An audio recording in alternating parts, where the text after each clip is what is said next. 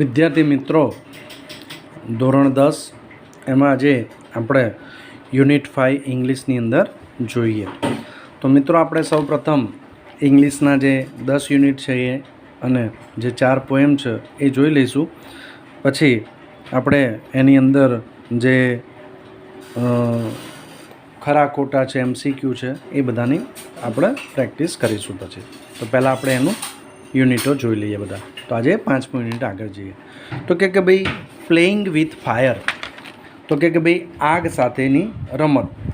તો અહીંયા ગાડી આ યુનિટની અંદર, આ લેસનની અંદર તમારા જે ફટાકડાઓ વિશેની વાત છે. તો આપણે એક તમારા નવી ઇન્ફોર્મેશન મળે એ પ્રકારનો પાઠ છે. તો one of our favourite festivals in India is Deepavali or Diwali. As it is known in the north, there is nothing to match the excitement when crackers go off in the night sky with a loud bang and a brilliant shower of colors. Many of us might wonder how these fireworks are made and what goes into them. The physics and chemistry of fireworks is as interesting as the sound and light they emit. તો કે ભાઈ ભારતમાં દીપાવલી અથવા તો ઉત્તર ભારતમાં જેને દિવાળી કહેવાય છે. તો આ જે તહેવાર છે એ સૌથી વધુ મનગમતો તહેવાર છે.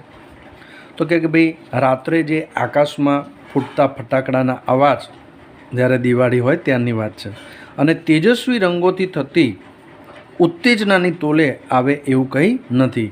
તો એ જોવાનું એક બહુ મજા પડી જાય એવું હોય છે.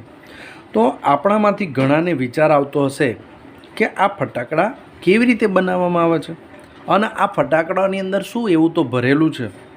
તો કે ભાઈ આ ફટાકડાનું જે ભૌતિક વિજ્ઞાન છે, અથવા એને પદાર્થ વિજ્ઞાન પણ કહેવાય, જેને ફિઝિક્સ કહેવાય, અને કેમિસ્ટ્રી એટલે કે ભાઈ રસાયણ વિજ્ઞાન. તો બરાબર, તો ફટાકડાનું જે પદાર્થ વિજ્ઞાન અને જે રસાયણ વિજ્ઞાન, તેમના અવાજ અને એમનો જે ફટાકડાનો પ્રકાશ છે એના જેટલું જ ઇન્ટરેસ્ટિંગ છે, એના જેટલું જ રસપ્રદ છે. બરાબર છે? ઓકે. તો કે ભાઈ the science of fireworks is technically called pyrotechnics. બરાબર, from the Greek word pyre meaning the fire and technics meaning an art. તો pyrotechnics includes not only fireworks but also a whole range of devices that use similar materials and principles, from safety matches that we use every day to solid fuel rocket boosters of the space shuttle. The household match is considered as a special pyrotechnic device, as all the pyrotechnic effects, heat, smoke, light, gas and sound are present in it. તો આ ફકરામાં મિત્રો એવું કહે છે કે ભાઈ ફટાકડા બનાવવાના જે વિજ્ઞાનને અંગ્રેજીની અંદર પાયરોટેકનિક્સ કહેવામાં આવે છે. અને આ જે પાયરોટેકનિક્સ શબ્દ છે એ ગ્રીક ભાષામાંથી ઉદ્ભવ્યો છે. એક શબ્દ છે ગ્રીક ભાષામાં, તો એનું આપણે છૂટું કરીએ તો કે ભાઈ PYR પાયર એટલે કે ભાઈ અગ્નિ, અને ટેકનિક્સ એટલે કલા. બરાબર છે? તો અગ્નિમાંથી ઉત્પન્ન થતી કલા. તો કે ભાઈ પાયરોટેકનિક્સમાં માત્ર ફટાકડા જ નહીં, પણ જેમાં તેના જેવા જ પદાર્થો અને સિદ્ધાંતોનો ઉપયોગ થાય છે. તો તેવા સાધનોની એક વિશાળ શ્રેણીનો સમાવેશ થાય છે. તો કે ભાઈ કેવા? તો કે આપણે જે રોજે રોજ વાપરીએ છીએ એ દિવાસળીથી માંડીને અવકાશયાનની અંદર જે સોલિડ ફ્યુઅલ રોકેટ બૂસ્ટર્સ સુધી. તો તમારા જે આ રોકેટ બૂસ્ટર્સ છે, તો ક્યારેક બહુ ઇન્ટરેસ્ટિંગ સબ્જેક્ટ છે, પણ અત્યારે અહીંયા એના ચર્ચા હોય તો 2 લેક્ચર તો જોઈએ મિનિમમ. તો ક્યારેક આપણે જ્યારે ફિઝિકલમાં બેસીશું ટ્યુશનમાં ત્યારે આ બધી વસ્તુ મને કહેજો, તો આપણે એ ડીપમાં એક્સ્ટ્રામાં લઈશું ક્યારેક નોલેજ માટે તમારા. તો ઘર વપરાશની દિવાસળી એક વિશિષ્ટ પાયરોટેક્નિક્સનું સાધન ગણાય છે. કેમ? તો કે ભાઈ આપણે જે રૂટીન દિવાસળી વાપરીએ છીએ એ પાયરોટેક્નિક્સનું એક સરસ મજાનું ઉદાહરણ છે. કેમ? તો કે ભાઈ કારણ કે તેમાં ગરમી છે, ધુમાડો, પ્રકાશ, વાયુ અને અવાજ જેવા આ પાયરોટેક્નિક્સના બધા જ જે ગુણો હોય છે એ ગુણો આ દિવાસળીની અંદર રહેલા છે. તો કે ભાઈ some historians say that black powder, the basic material used in the fireworks, was invented in India. Sukranti, written more than 2000 years ago, has references to weapons similar to guns and projectile weapons. However, the Chinese are generally considered the pioneers of pyrotechnics. They are said to have developed black powder more than 1000 years ago. It took at least 200 years for the knowledge to do the waste, and it was only in 1242 that an English monk, Roger Bacon, revealed the formula of black powder. He considered it such a dangerous substance that he wrote of it in a code language. તો કે ભાઈ આ લીટી છે તો એ બધું તમારા 1 માર્ક્સની અંદર કન્સિડર કરવા માટે હું દોરી રહ્યો છું. તો અહીંયા થોડી એની હિસ્ટ્રી આપેલી છે. તો કે ભાઈ કેટલાક ઇતિહાસકારોનું માનવું છે કે ફટાકડામાં વપરાતો મૂળભૂત પદાર્થ જે બ્લેક પાવડર છે, બરાબર છે, તો એની શોધ ભારતમાં થઈ હતી. તો આવું ઇતિહાસકારો કહે છે. તો કે ભાઈ 2000 વર્ષ પહેલાં સુક્રાંતિ નામનો જે ગ્રંથ છે તો એ ગ્રંથની અંદર બંદૂક અને તોપ જેવા શસ્ત્રોનો ઉલ્લેખ છે, બરાબર છે. તો આ આપણો ઇન્ડિયાનો ગ્રંથ છે. તેમ છતાં સામાન્ય રીતે કે ભાઈ ચીનને પાયરોટેક્નિક્સના સંશોધક માનવામાં આવે છે. To have developed black. Okay. તો કે ભાઈ 1000 વર્ષ પહેલાં તેમણે બ્લેક પાવડર બનાવ્યો હોવાનું કહેવાય છે. અને આ જે પશ્ચિમ ભાગ છે દુનિયાનો, એ પશ્ચિમની અંદર આ જ્ઞાન ફેલાતા ઓછામાં ઓછા 200 વર્ષ લાગ્યા. ત્યાં સુધી એ નોલેજ હિડન હતું, સંતાયેલું હતું, ન જણાયેલું હતું. તો કે ભાઈ 1242માં રોજર બેન્કન નામના એક અંગ્રેજ સાધુએ બ્લેક પાવડર બનાવવાનો નુસ્ખો, એની ફોર્મ્યુલા જાહેર કરી. તો કે ભાઈ આને ખૂબ જ જોખમકારક પદાર્થ એ ભાઈ માનતા હતા. જે સાધુ હતું એનું નામ રોજર બેન્કન હતું ને 1242માં, અત્યારે 2020 ચાલે છે, રાઈટ. અને એ એવું સમજતો હતો કે આ જે બ્લેક પાવડર છે એ બહુ જોખમી પદાર્થ છે, એટલે દરેક જણના હાથમાં ના આવવો જોઈએ આનું, બરાબર. જે સૂત્ર, જે ફોર્મ્યુલા છે એની રીત છે. એટલે એણે શું કર્યું હતું કે ભાઈ એણે સાંકેતિક ભાષામાં આ ફોર્મ્યુલા લખી હતી, કોડિંગ ભાષામાં લખી હતી. The basic formula of the black powder or gunpowder, આને gunpowder પણ કહેવાય છે, has remained unchanged for centuries. It is a blend of potassium nitrite, charcoal and sulfur in the ratio of 75 15 by weight. It is almost the perfect combination as it is, and no further improvements or alternations need to be made. Experts say that this might be the only chemical product still using the same as old proportions and manufacturing techniques. તો આ ફકરામાં એવું કહે છે કે ભાઈ black powder અથવા તો એને ઘન પાવડર જે કહેવાય છે, તો કે ભાઈ એનું જે બનાવવાની જે રીત છે એ રીતમાં કેટલાય વખતથી એટલે કેટલીય સદીઓથી કોઈ ચેન્જ આવ્યો નથી.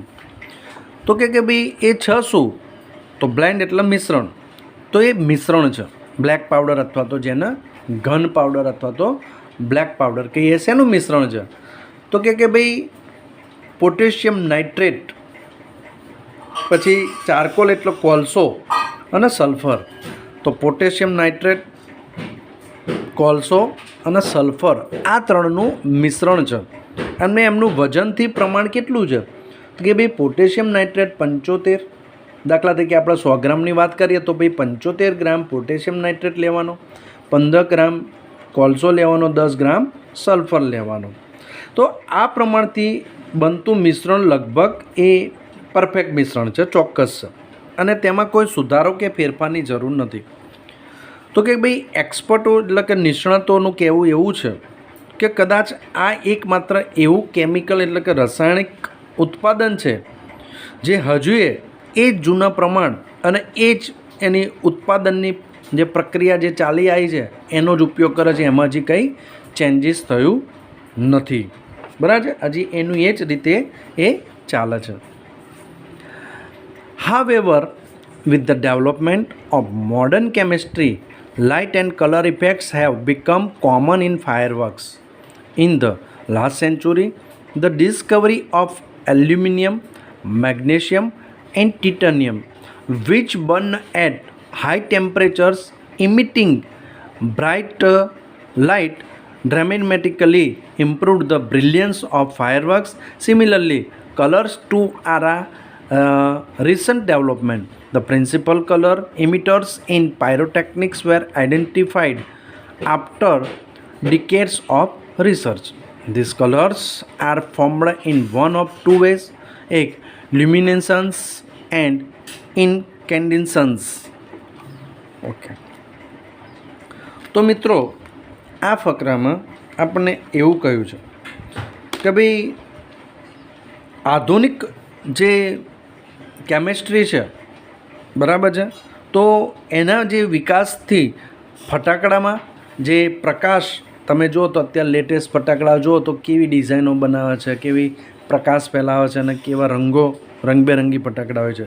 તો કે ભાઈ જેમ જેમ કેમેસ્ટ્રીનો વિકાસ થતો ગયો તેમ તેમ તો એ ફટાકડાની અંદર પ્રકાશ અને એના જે જુદા જુદા રંગો છે એ કોમન બાબત બની ગઈ. તો છેલ્લી એક સદીની અંદર એલ્યુમિનિયમ, મેગ્નેશિયમ અને ટાઇટેનિયમની શોધ થઈ. તો આ પદાર્થોની લાક્ષણિકતા એવી છે કે ભાઈ જે ઊંચા તાપમાન પર બળીને અને તેજ પ્રકાશ આપે છે. બરાબર છે. તો આપણે તમે લોકોએ જોયું હશે કે ભાઈ પ્રયોગ હશે વિજ્ઞાનની અંદર કે ભાઈ મેગ્નેશિયમની પટ્ટીને ચીપિયાળે પકડી અને એને જ્યોત ઉપર રાખો તો થોડા વખત પછી એ તડતડ અવાજ સાથે એક પ્રકાશ, જેમ તારામંડળનો કેવો પ્રકાશ એવી રીતે જળહળી ઉઠે છે. તો કે ભાઈ એ લોકોને જેમ ગરમી વધારે મળે એમ એ લોકો બળી અને તેજ પ્રકાશ ફેલાવે છે, જેથી અને એના લીધે જે ફટાકડાનો જે પ્રકાશ છે એમાં પણ આના લીધે એક ડ્રામેટિકલ એટલે નાટ્યાત્મક સુધારો થયો છે. તો તેવી જ રીતે રંગો પણ હાલમાં જ વિકસ્યા છે. તો દશકોના સંશોધન બાદ પાયરોટેકનિક્સમાં રંગો ફેલાવનાર મુખ્ય ઘટકો શોધી કાઢવામાં આવ્યા અને આ રંગો બે રીતે બનાવવામાં આવે છે. તો એક લ્યુમિનેસન્સ, એક છે લ્યુમિનેસન્સ અને બીજું છે ઇન્કેન્ડેસન્સ. બરાબર છે. તો આ બે રીત છે. તો એ બે રીતો જે છે, બરાબર છે, તો રંગો બે રીતે બને છે અને એ બે રીતના નામ છે અહીંયા ગાડી. તો એના ત્યાં જે ઉપર જે કોઈ પ્રદર્શન કે એવું કંઈ હોય ને જે ફટાકડાની જે ફૂટે છે, મેચો હોય કે વર્લ્ડ કપનું ઉદ્ઘાટન કે એવું કંઈ હોય તારે, તો જે રંગબેરંગી પ્રકાશને ડિઝાઇન બધું દેખાય છે, જે રંગો દેખાય છે, તો એ રંગો બનાવવાની આ બે રીતનું નામ છે. બરાબર છે, લ્યુમિનેસન્સ અને ઇન્કેન્ડેસન્સ. ઓકે, તો આગળ જોઈએ મિત્રો. તો incandescence light is produced when a substance is heated so much that it begins to glow. Heat causes the substance to become hot and glow, initially emitting infrared, then red, orange, yellow, and white light. As it becomes increasingly hotter, as it becomes increasingly hotter, when the temperature of a firework is controlled, the glow of its metallic substances can be manipulated to be desired color at the proper time. Okay, તો કે ભાઈ આપણે બે રીતો હતી, એમાંથી આપણે ઇનકેન્ડેસન્સ જે પ્રકાશ છે, જે લાઇટ છે, એની ડેફિનેશન જોઈએ. તો કે ભાઈ જ્યારે કોઈ પદાર્થને ગરમ કરવાથી બહાર ફેંકાતા પ્રકાશને ઇનકેન્ડેસન્ટ લાઇટ કહેવામાં આવે છે. તો ગરમીથી જેમ જેમ કોઈ પદાર્થને ગરમી મળે અને એ ગરમીથી પદાર્થનું તાપમાન વધે અને એ પ્રકાશને બહાર ફેંકે છે. તો કે ભાઈ શરૂઆતમાં ઇન્ફ્રારેડ, અને જેમ જેમ વધુ ને વધુ જેમ એ પદાર્થને ગરમ થતો જાય તેમ એના પછી લાલ કલર, નારંગી, પીળો અને પછી સફેદ પ્રકાશ બહાર ફેંકે છે. તો આ ફટાકડાનું જે તાપમાન છે એને મેનિપ્યુલેટેડ કરી શકીએ આપણે, મતલબ કે નિયંત્રણમાં હોવાથી તેમાં રહેલા ધાતુના પદાર્થો યોગ્ય સમયે મનગમતા રંગનો પ્રકાશ બહાર ફેંકે તેવું આપણે કરી શકીએ છીએ. તો છેલ્લો ફકરો જોઈએ આજે. તો the principle behind any fireworks is that when heat is applied to fuel the gunpowder, it burns using oxygen.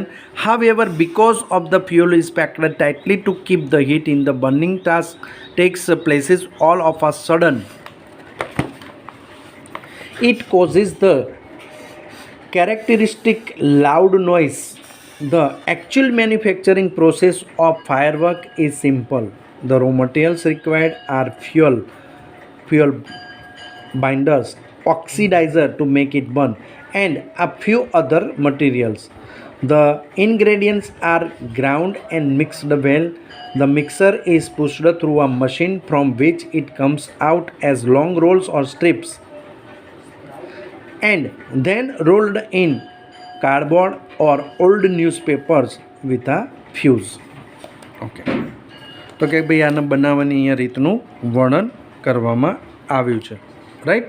Okay, તો કે ભાઈ કોઈપણ ફટાકડાનો જે મૂળભૂત સિદ્ધાંત છે, ફાયરવર્ક એટલે ફટાકડા, હો ભાઈ, આ ફટાકો જો ફાયરવર્ક ખબર ના પડે તો કામનું નથી.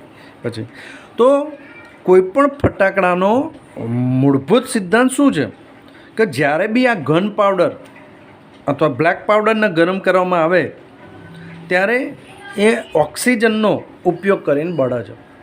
તો કોઈપણ વસ્તુનો ઓક્સિજનની ગેરહાજરીમાં એ સળગી ના શકે, બળી ના શકશે. કોઈપણ વસ્તુને સળગવા માટે ઓક્સિજનની હાજરી જરૂરી છે.